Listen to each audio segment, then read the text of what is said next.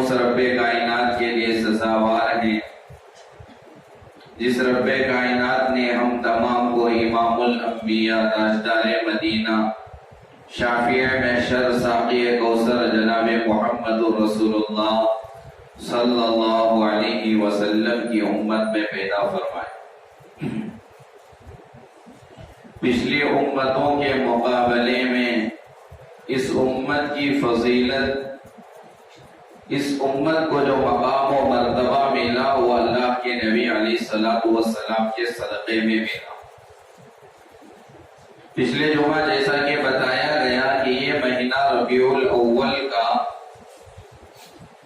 نبی کی ولادت کا جہاں پر ہے وہیں پر وفات رسول کا بھی مہینہ ہے۔ 12 ربیع الاول کے دن اللہ کے نبی علیہ السلام پیدا ہوئے، نبی علیہ السلام دنیا میں تشریف لائے، اللہ کے نبی علیہ السلام کی ولادت ہوئی۔ یہ جو عام ہے، لیکن اگر تاریخ پر روشنی ڈالیں گے، مطالعہ کریں گے کہ نبی کی ولادت کا دن کون سا تھا، مفسرین کی رائے اگر دیکھیں گے، مورخین کی رائے اگر دیکھیں گے تو اصح قول کے مطابق کہ تاریخوں میں اختلاف ہے کس دن نبی کی ولادت ہوئی، لیکن اکثر مورخین، محدثین، مفسرین جو بیان کیے ہیں وہ 12 ربیع الاول نہیں بلکہ 9 ربیع الاول بیان کیے ہیں۔ ولادت میں اختلاف ہے، ولادت کی تاریخ میں اختلاف ہے۔ الغرض عزیزان گرامی، ہمارا دین، دین اسلام یہ کامل اور مکمل ہے۔ اللہ تعالیٰ نے قرآن میں صاف طور پر اعلان کیا، اليوم اکملت لکم دینکم واتممت علیکم نعمتی ورضیت لکم الاسلام دینا۔ عرفات کے دن حجۃ الوداع کے موقع پر اللہ کے نبی علیہ السلام پر یہ آیت شریفہ نازل ہوئی جس میں اللہ نے نبی سے کہا، قیامت تک آنے والے بندوں سے، انسانوں سے کہا، اليوم اکملت لکم دینکم، کہ آج کے دن میں نے تمہارے دین کو مکمل کیا، کامل ہو گیا دین تمہارا۔ وَأَتْمَمْتُ عَلَيْكُمْ نِعْمَتِي، اور میں نے میری نعمت کو مکمل کیا، دین کو مکمل کیا۔ وَرَضِيتُ لَكُمُ الْإِسْلَامَ دِينًا، اور میں نے تمہارے لیے دین اسلام سے راضی ہوا، دین اسلام کو پسند کیا۔ تو ہم جس دین کے فالوورز ہیں، ماننے والے ہیں، متبعین ہیں، تو ہمارا دین مکمل ہے۔ زندگی کا کوئی شعبہ جس شعبے میں ہم ہوں اس شعبے کے متعلق دینی رہنمائی ضرور ہمیں ملے گی۔ ولادت سے لے کر وفات تک، تجارت سے لے کر ملازمت تک، کسی بھی ملک کا رہنے والا کیوں نہ ہو، کسی بھی کاروبار کرنے والا کیوں نہ ہو، بچہ گھر میں پیدا ہو یا وفات ہو، تو زندگی کے ہر شعبے میں دین رہنمائی کرتا ہے، رہبری کرتا ہے، طریقہ بتاتا ہے کہ گھر میں بچے کی ولادت ہو تو کیا طریقہ اپنایا جائے۔ سیدھے کان میں اذان، بائیں کان میں اقامت۔ بچہ 7 دن کا ہو تو شریعت کہتی ہے عقیقہ کرو۔ بچہ 7 سال کا ہو نماز کی طرف بلاؤ، 10 سال کا ہو نماز نہ پڑھے تو مارو۔ بچہ بڑا ہو جائے، بالغ ہو جائے، اس کے احکام بتاؤ۔ نکاح کرنا چاہتے ہو تو لڑکی کس طرح ہو، لڑکا کس طرح ہو، بہو کس طرح ہو، داماد کس طرح ہو۔ اسی طرح اگر کوئی بندہ کاروبار کے لیے نکلا، کاروبار کس طرح کرنا ہے، شریعت میں اس کا بھی حل، ہر چیز کا حل شریعت میں موجود۔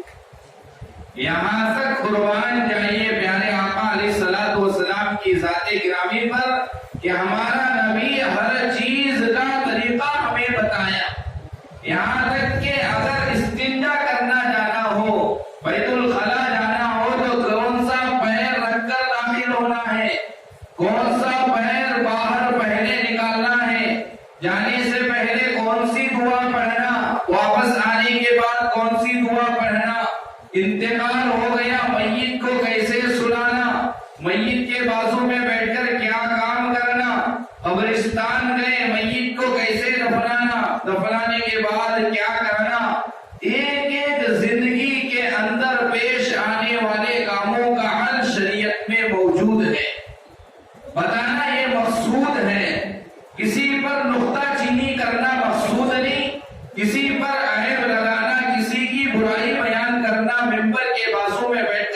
مقصود نہیں ہے.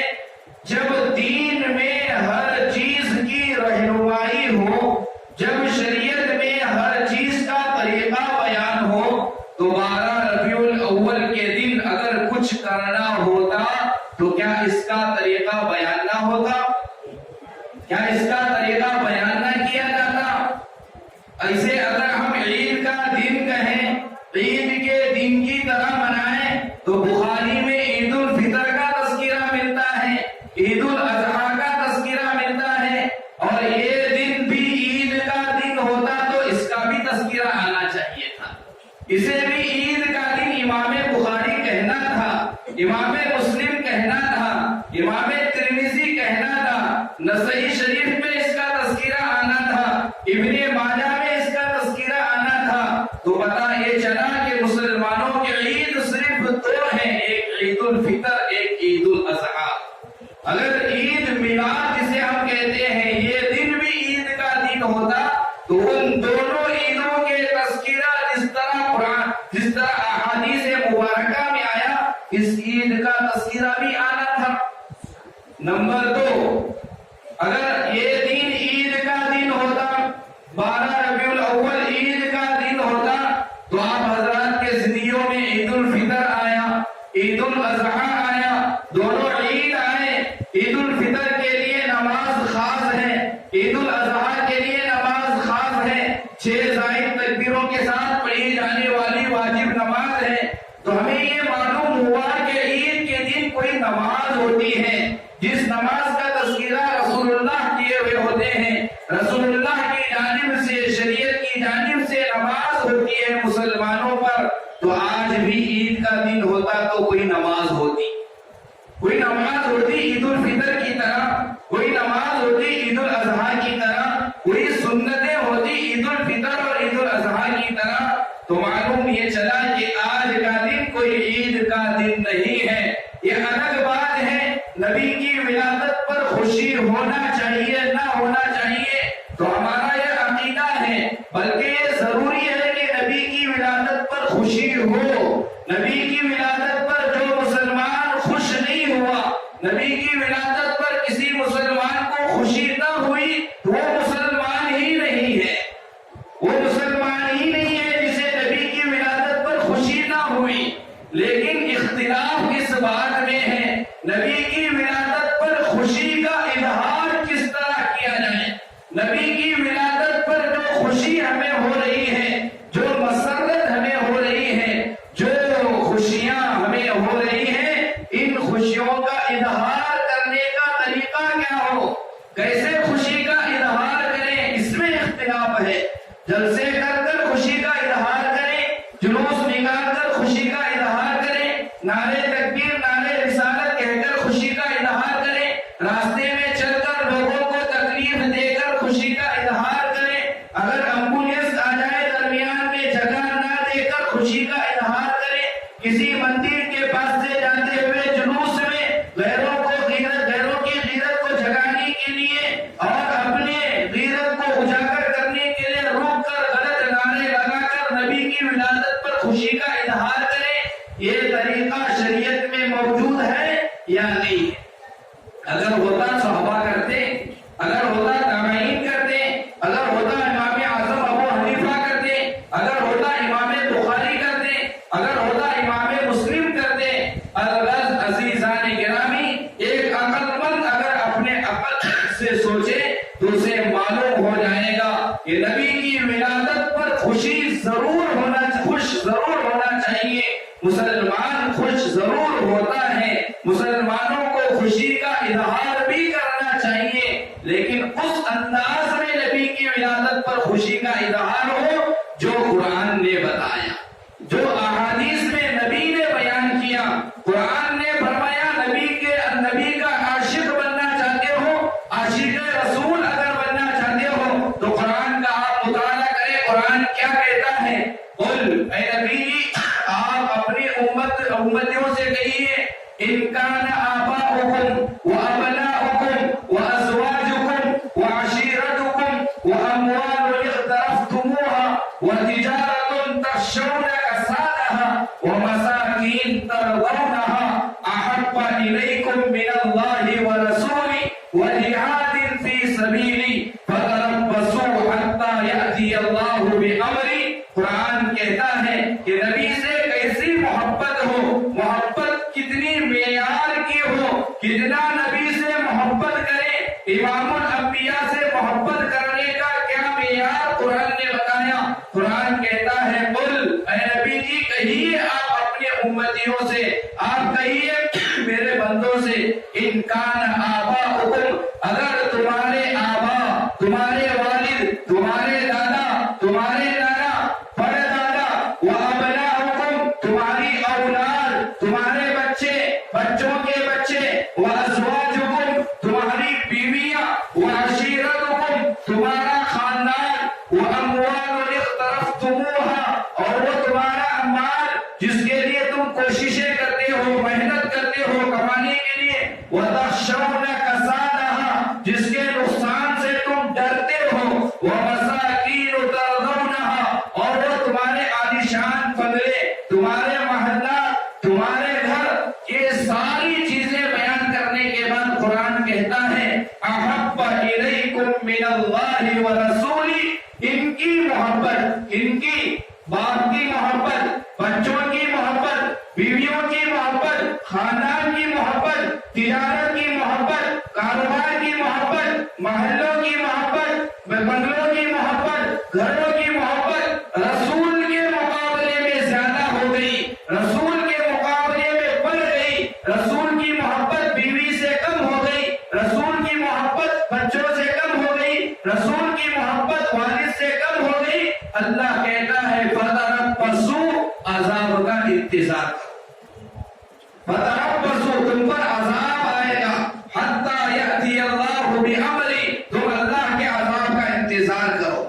تو محبت کتنی ہو قرآن سے پوچھیے. قرآن کہتا ہے تمہارے رسول کی محبت تمہارے والدین سے زیادہ، بچوں سے زیادہ، رشتہ دار سے زیادہ، خاندان سے زیادہ، کاروبار سے زیادہ، تجارت سے زیادہ، محلوں سے زیادہ، بنگلوں سے زیادہ، دنیا کی ہر چیز سے زیادہ ہو. اگر زیادہ نہ ہوگی اللہ کا عذاب ہے.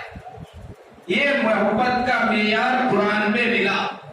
اور اللہ کے نبی علیہ السلام پر گستاخی کی جا رہی ہے، نبی کی شان میں گستاخی کی جا رہی ہے. فرانس کا صدر گستاخی کر رہا ہے، فرانس والے گستاخی کر رہے ہیں. یاد رکھنا نبی کی شان میں دنیا کا کوئی حقیر ذلیل گستاخی کرے، نبی کی شان میں کمی نہیں آنے والی. اس نبی کی شان میں کیسے کمی آئے گی جس کی شان کو خدا نے بنایا، جس کی شان کو خدا نے بنایا ہو اس کی شان میں کمی کیسے آئے گی. رب کائنات نے قرآن میں اعلان کیا وَرَفَعْنَا لَكَ ذِكْرَكَ، اے میرے محبوب محمد تیری شان کو آدم نے نہیں بلند کیا، موسیٰ نے بلند نہیں کیا، عیسیٰ نے بلند نہیں کیا، دنیا کا کوئی صدر بلند نہیں کیا. تیرے مقام کو بلند ہم نے کیا ہے، تیرے مقام و مرتبے کو اونچا ہم نے کیا ہے.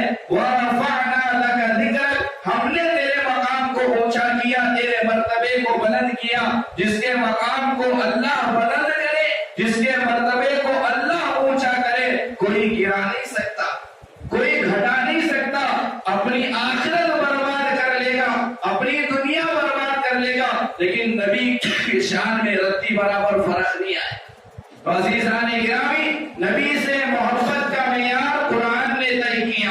نبی کے عشق کا اظہار کیسے ہو؟ ادب سے ہو. قرآن نے کہا یا ایھا الذین آمنوا لا ترفعوا اصواتکم فوق صوت النبی ولا تجهروا له بالقول كجهر بعضكم لبعض ان تحبط اعمالكم وانتم لا تشعرون. قرآن نے کہا عاشق رسول بننا چاہتے ہو، نبی کا عشق دل میں بسانا چاہتے ہو، یاد رکھو نبی کا ادب تمہارے زندگی میں ہوگا، تم عاشق رسول بنو گے. کیسا ادب؟ صورت سے نہیں، سیرت سے نہیں. قرآن نے کہا اے ایمان والو، نبی کی آواز کے مقابلے میں بھی اگر تمہاری آواز بلند ہوگی تمہارے سارے نیکیاں ختم ہو جائیں.